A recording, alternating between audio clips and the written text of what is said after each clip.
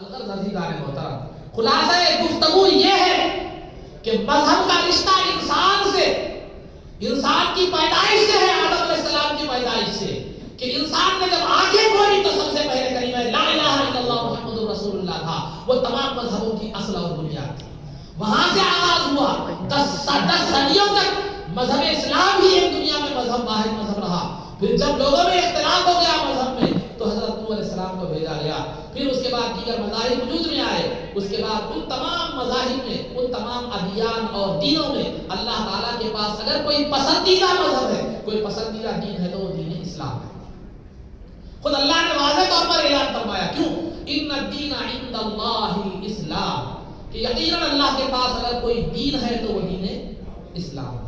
وَمَن يَبْتَغِي غَيْرَ الْإِسْلَامِ دِينًا فَلَن يُقْبَلَ مِنْهُ وَهُوَ فِي الْآخِرَةِ مِنَ الْخَاسِرِينَ، جو اسلام کے علاوہ دوسرے دین کو اپنائے، دوسرے دین کو اپنائے تو وہ جو ہے نا اس سے قبول نہیں کیا جائے گا اور وہ آخرت میں نقصان اٹھانے والوں میں ہوگا۔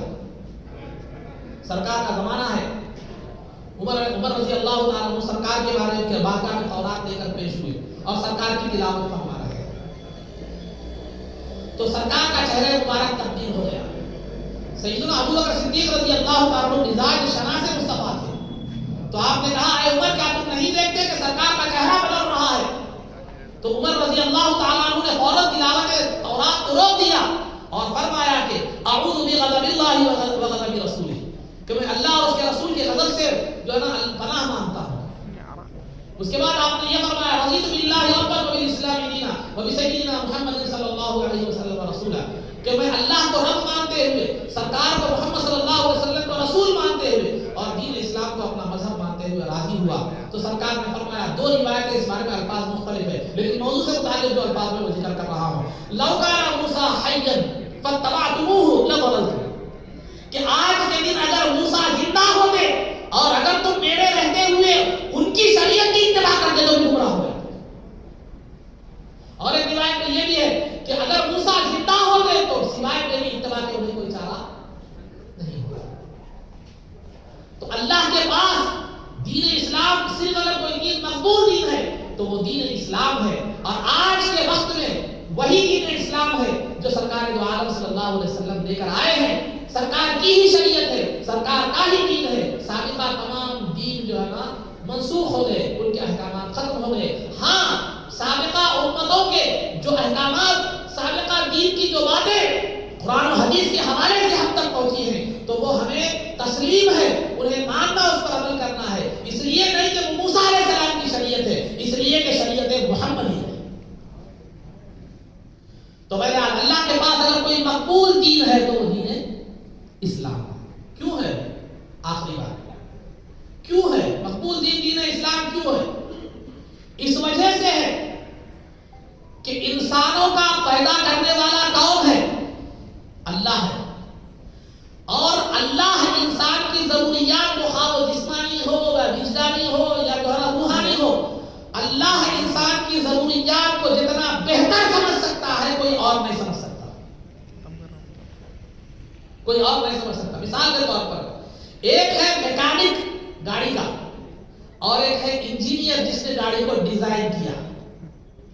وہ گاڑی کے بارے میں انجینئر زیادہ بہتر جان سکتا ہے جس نے گاڑی کو ڈیزائن کیا، یا میکینک زیادہ جان سکتا ہے؟ ظاہر سی تو بات ہے کہ جو ہے نا، ظاہر سی بات ہے انجینئر گاڑی کی کیپیسٹی کے بارے میں، اس کے بارے میں جتنا بہتر جان سکتا ہے کیونکہ اس نے اس کا ڈیزائن کیا ہے، اس کو ڈیزائن کیا ہے، میکینک نہیں جان سکتا۔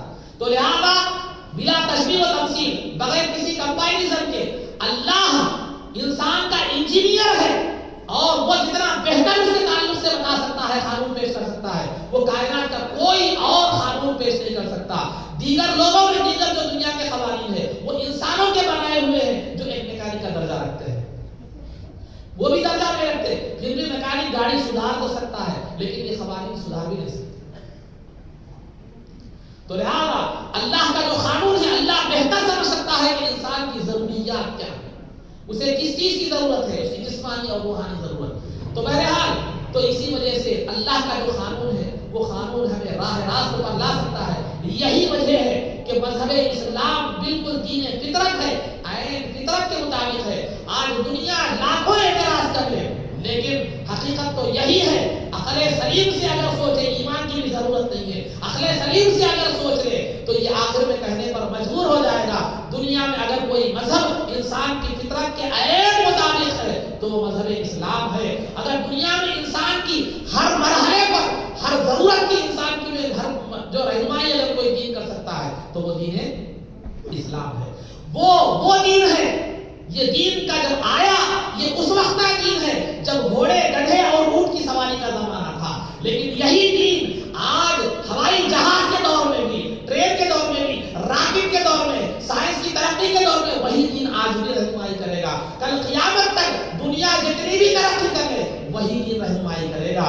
دین اگرچہ یہ زمانے کے اعتبار سے قدیم ہے لیکن اتنا اپ ڈیٹڈ ہے کہ کائنات میں جتنے بھی مسائل آ جائیں, دنیا کتنی بھی ترقی کر لے, وہ دین ہر ضرورت کو پورا کرنے والا ہے کیونکہ وہ دین کا بنانے والا خالق ہے. جو انسان دنیا میں جتنی بھی ٹیکنالوجیاں وجود میں آئیں گی وہ انسان کے کارنامے ہے اور وہ انسان کا خالق جو ہے وہ جانتا ہے کہ دنیا میں کیسے کیسے مسائل پیش آنے والے ہیں. اس نے اپنے دین میں وہ تمام مسائل کا حل رکھا ہے کیونکہ اسے معلوم ہے کہ انسان کتنا اڑ سکتا ہے, کتنی ترقی کر سکتا ہے, اس کی ترقی کے بعد کتنے مسائل پیش آ سکتے ہیں.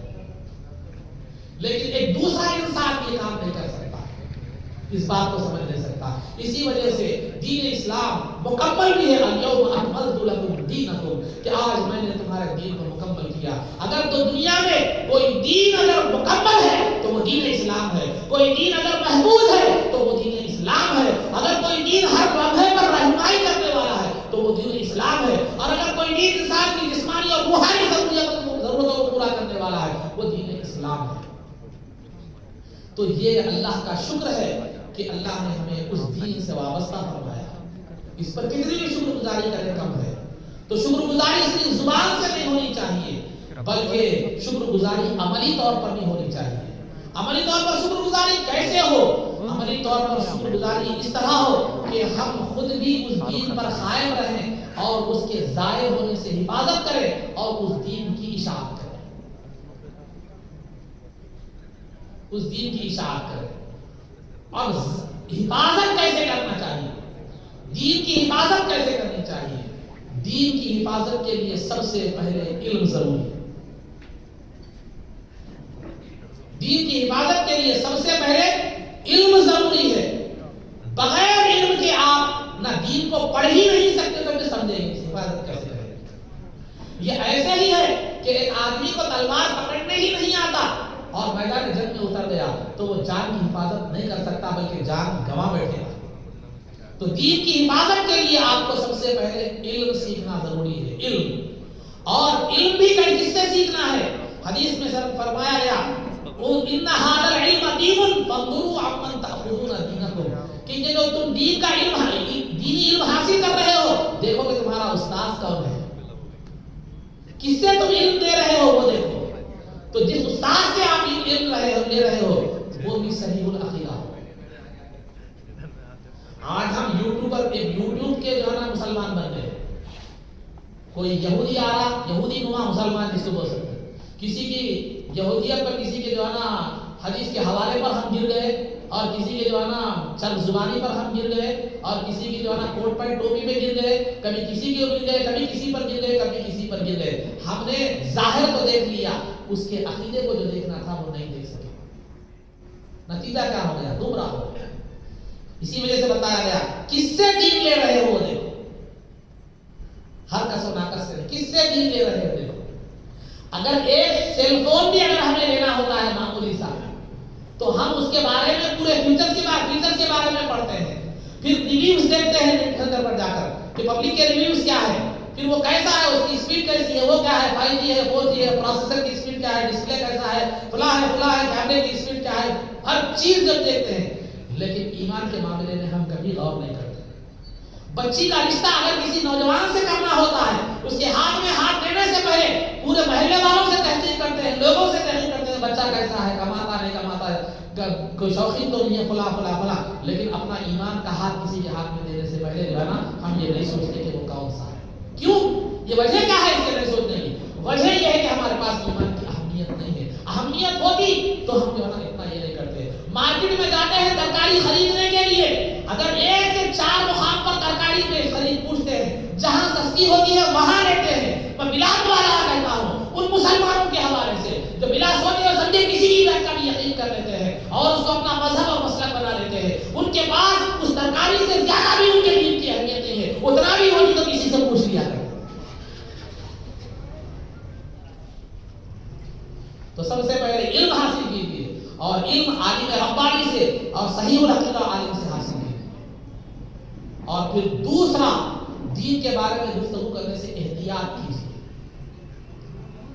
دین کے بارے میں گفتگو کرنے سے احتیاط کیجیے.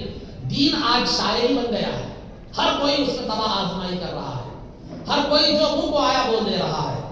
آگے کا نہیں معلوم، پیچھے کا نہیں معلوم، آگے کا نہیں معلوم، پیچھے کا نہیں معلوم، مگر بول رہا ہے، برابر بول رہا ہے.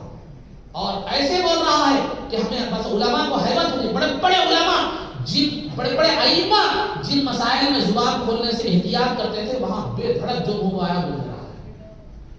تو دین کے بارے میں گفتگو کرنے سے احتیاط کریں، بے تجی گفتگو کرنے سے. اور تیسری چیز جو بتا رہا ہوں، تیسری چیز جو میں آپ کے سامنے بتا رہا ہوں، دوست گمراہ بدعقیدوں کو اپنا دوست مت بنائیے. قرآن کریم میں اللہ نے فرمایا یا ایھا الذین آمنوا اتقوا اللہ وکونوا مع الصادقین، اے صالحین، کہ اے ایمان والو اللہ سے ڈرو. ایمان لانے کے بعد، تقویٰ آنے کے بعد پھر اب کیا ضرورت باقی رہی؟ تو فرماتے ہیں نیک لوگوں کے ساتھ رہو. کیوں؟ ایمان آ گیا، تقویٰ آ گیا، پھر نیک لوگوں کی ضرورت کیا ہے؟ تو پھر نیک لوگوں کی ضرورت اس لیے ہے کہ ایمان اور تقویٰ محفوظ رکھنا چاہتے ہیں تو ان کے ساتھ رہو. نہیں تو پھر تمہارا ایمان محفوظ نہیں، تقویٰ محفوظ نہیں. اب آپ بولیں گے وہ صاحب نیک لوگاں کہاں ہیں؟ اب نیک لوگاں کہاں ہیں؟ تو میرے استاد محترم مولانا محمد خواجہ شریف صاحب شیخ الحدیث جامع نظامیہ رحمۃ اللہ تعالیٰ ہمیشہ فرماتے ہیں کسی نیک اور اللہ والے کی صحبت اگر نہ مل سکے تو اس کی زندگی کو پڑھو. اس کی زندگی بھی صحبت کا اثر کرتی ہے. تو بزرگوں کی کتابیں پڑھیے، مطالعہ کیجیے بزرگوں کی زندگی کا. ورنہ یوٹیوب پہ علماء اہل سنت کی بزرگوں کی زندگیوں کے حوالے سے کئی جو ہے نا آپ کو وہ مل جائے گی ویڈیوز، وہ سنتے رہیے. اگر پڑھنا نہیں آتا، کیونکہ آج اردو پڑھنے کو، اردو نہیں آتا بولنے کو ہم فخر محسوس کر رہے ہیں. کیا میرے کو اردو نہیں آتا؟ میرے کو اردو جو ہے نا نہیں آتا، یہ فخر سمجھ رہے ہیں ہم. انگلش آتا وہ بھی پکا نہیں رہتا. 100% مسلمانوں میں سے میں پوری ذمہ داری کے ساتھ بتا رہا ہوں 80% نوجوان جو انگلش میڈیم پڑھے ہیں وہ دا ہندو پیپر پڑھ کر بتائے. دل پر ہاتھ رکھ کے بولیے نہیں پڑھ سکتے. 20% ہوں گے اللہ ماشاء اللہ. مگر پھر دعویٰ کیا ہے؟ میرے کو اردو نہیں آتی. ارے دادا تیرے کو انگلش بھی نہیں آتی. جس چیز کو حاصل کرنے کے لیے تیرے ماں باپ نے ساری دولت جھونک دی، ساری زندگی صرف کر دی، خود کی محنتیں بھی صرف کر دی، تیری محنتیں بھی صرف کر دی، آج حاصل کیا ہوا؟ تو اس قابل میں نہیں بڑھ سکا. جس زبان کو تو نے سیکھا اس کو بھی کمال نہیں پیدا کر سکا. اگر میری یہ بات غلط ہے تو آپ اصلاح کر سکتے ہیں. یہاں ٹیچر حضرات بھی موجود ہیں. 100% انگلش میڈیم میں پڑھے ہوئے نوجوانوں کو 80% ایسے ہیں جس میں انگلش میں مضمون لکھنا یا پڑھنا نہیں آتا اچھی طرح. پڑھ کر سمجھ کر سمجھا نہیں آتا. کیوں؟ بلو پرنٹ کے حساب سے تیاری کر لیے، امتحان دے لیے، کامیاب ہو. نمبر کتنے؟ 1000 999 998 جو چیزوں کے ریٹ آج کل رکھ رہے نا ایک کم، وہ نمبروں کا حساب بھی ویسے ہی ہو گیا. اس کے بعد ایک 6 مہینے گزرنے کے بعد سبجیکٹ کے بعد تعلق سے پوچھو اس کو یاد ہی نہیں رہتا. کہیں کو نہیں رہتا. علم پلایا نہیں جا رہا ہے، علم رٹایا جا رہا ہے. تو خلاصہ گفتگو بتانے کا مقصد میرا یہ الگ عنوان ہے. تو عزیزان محترم، تو ہمیں صحبت کو بھی دیکھنا ہے کہ ہم بدعقیدوں کی صحبت میں نہ رہیں، کیونکہ صحبت بہت اثر رکھتی ہے. انسان تو کیا در و دیوار بدل جاتے ہیں صحبت سے. در و دیوار کیسے بدلتے ہیں ایک بات میں سمجھاتا چلوں. جس گھر میں شریف بچے رہتے ہیں آپ دیکھو اس گھر کی دیواریں یا تو بلیک بورڈ بن جاتی ہے یا تو دیواریں سلامت نہیں رہتی. یہ دیوار پر بھی انسان کا اثر ہوتا ہے. صحبت سے انسان تو کیا در و دیوار بھی بدل جاتے ہیں. حدیث میں سرکار نے اس وجہ سے فرمایا المرء علی دین خلیلہ، انسان اپنے دوست کے دین پر ہوتا ہے. اس کا دوست کا دین جیسا ہوتا ہے ویسا ہوتا ہے. اور دوست دو طرح کے ہوتے ہیں، ایک انسان اور ایک دوسری کتاب. تو آپ صحبت اختیار کر رہے ہیں تو بھی بدعقیدہ کی صحبت میں اختیار کیجیے. اگر لٹریچر بھی پڑھ رہے ہیں تو بدعقیدہ کا مت پڑھیے. یا تقریر بھی سن رہے ہیں تو بدعقیدوں کی تقریر سے کیونکہ آپ کو نہیں معلوم کیا حق ہے کیا صحیح ہے. ان بخاری بول رہا وضو کی حدیث دے کے غسل کا مسئلہ بتا رہا, سب آپ کو کیا معلوم. تو اسی لیے عزیزان محترم ایمان کی حفاظت کے لیے اور اور آخری چیز ایمان کی حفاظت, بہت سی چیزیں ہیں لیکن میں اختتام کی طرف آ رہا ہوں کہ اور گستاخی سے ہمیشہ بچیے. کہ اسلام سب سے پہلے جو چیز سکھاتا ہے وہ ادب ہے, اور بے ادبی کا نمونہ شیطان سامنے ہے. اس پر تفصیل نہیں بول رہا ہوں. گستاخی سے, ہاں وہ سرکار کی گستاخی ہو, صحابہ کی گستاخی ہو, اہل بیت کی گستاخی ہو, بزرگان دین کی گستاخی ہو. ایک نادان ایک بدبخت نے ایک ویڈیو دیکھنے میں آیا کہ وہ بدبخت کہتا ہے کہ خواجہ معین الدین چشتی رحمۃ اللہ تعالی علیہ کے جو ہے نا کا لباس جو ہے آچاریہ کے طرح 90% آچاریہ صاحب کی طرح تھا. وہ آچاریہ صاحب جو ہے نا گھیرو کارن کے کپڑے پہنے ہوئے تھے اس وقت, جو اس وقت تو گھیرو کے, خیر وہ ان کا مذہب ہے, وہ ان کا رنگ ہے مذہب, لیکن گھیرو کے رنگ کے کپڑے پہننا, حدیث میں صحابی رسول نے دو کپڑے گھیرو کے پہن کے آئے تھے تو سرکار نے فرمایا تم نے کافروں کا لباس کیوں پہنا ہے. تو گھیرو کے کپڑے لال رنگ کے کپڑوں کا شریعت میں منع ہے, مکروہ ہے, اور وہ کافروں سے مشابہت ہے کہ اللہ کا ایک ولی کافروں کے لباس سے مشابہت اختیار کرے. تو اس طرح بداخلوں کے جس طرح صحبت اثر رکھتی ہے, ان کا لٹریچر اور ان کے خطابات بھی اثر رکھتے ہیں.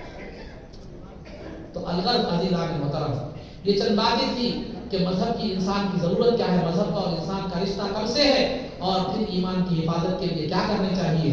تو لہذا ایمان بہت بڑی دولت ہے. دنیا میں اگر کوئی دولت ہے تو وہ دولتیں دو چیزیں ہیں جن پر اللہ نے احسان جتلایا ہے, ایک نعمت مصطفیٰ اور ایک نعمت ایمان. لقد من اللہ علی المؤمنین اذ بعث فیہم رسولا, رسول کو بھیج کر اللہ نے احسان جتلایا, اور ایمان دے کر یمنون بل اللہ یمن علیکم ان ہداکم للایمان, اللہ نے ایمان کی ہدایت دے کر احسان جتلایا. اس کے علاوہ اللہ کے پاس کائنات کی کوئی چیز کوئی معنی نہیں رکھتی, کوئی نہیں. اگر مثال کے طور پر اگر آپ ایک سانس لے رہے ہیں, چلے گی باہر نہیں آ رہی, پوری دنیا کی دولت بھی دے دو وہ سانس باہر نہیں لا سکتی. سانس باہر آ گئی اندر نہیں جا رہی, پوری دنیا کی دولت دے کر بھی آپ کیا کر سکتے ہو, اس کو اندر نہیں کر سکتے.